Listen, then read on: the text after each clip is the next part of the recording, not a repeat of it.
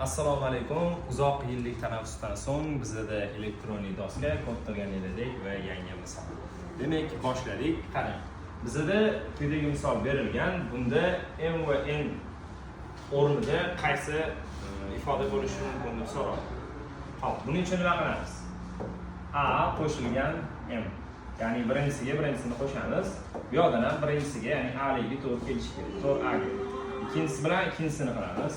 B plus minus n barobar bu minus 2b bo'lishi kerak bo'ladi. Demak, s qo'shilsa bizda 2s ni beradi. Ya'ni bu yoqdan s, bu yoqdan s, bu yoqdan 2s ga teng bo'lishi kerak bo'ladi. Bu o'zi to'g'ri turibdi. Bizga endi faqat mana bu joy kerak. M ni topish uchun A ni bu yoqqa o'tkazamiz. Demak, 4a minus a barobar 3a bo'ladi. Demak, m 3a bo'lishi kerak. Agar m o'rniga 3a qo'ysak, a qo'shilgan 3a barobar 4a bo'ladi. Hop, endi topamiz. Endi bu yoqqa o'tkazib yuboraman. 2b ni bu yoqqa o'tkazaman. Shunda b plus 2b barobar n bo'ladi.